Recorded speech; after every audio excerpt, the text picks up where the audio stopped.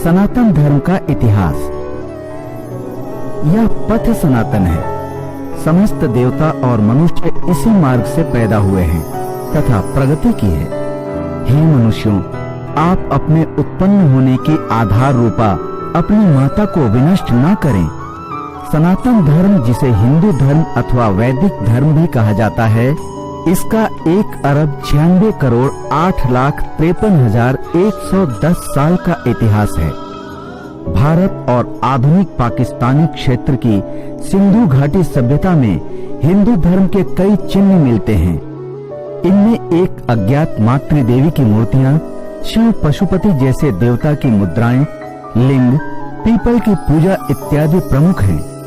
इतिहासकारों के एक दृष्टिकोण के अनुसार इस सभ्यता के अंत के दौरान मध्य एशिया से एक अन्य जाति का आगमन हुआ, जो स्वयं को आर्य कहते थे और संस्कृत नाम की एक हिंद यूरोपीय भाषा बोलते थे।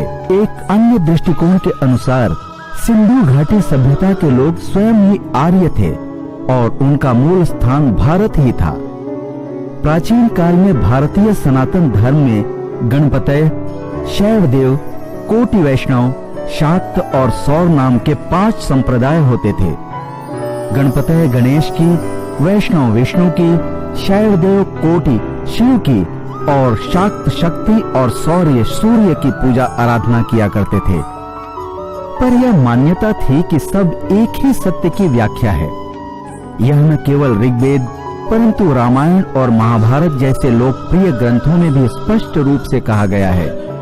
प्रत्येक संप्रदाय के समर्थक अपने देवता को दूसरे संप्रदायों के देवता से बड़ा समझते थे और इस कारण से उनमें वैमनस्य बना रहता था।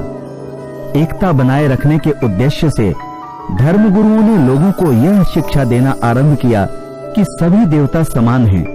विष्णु, शिव और शक्ति आदि देवी देवता परस्पर एक दूसरे के भी भक्त हैं।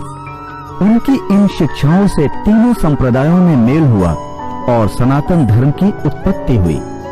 सनातन धर्म में विष्णु, शिव और शक्ति को समान माना गया और तीनों ही संप्रदाय के समर्थक इस धर्म को मानने लगे।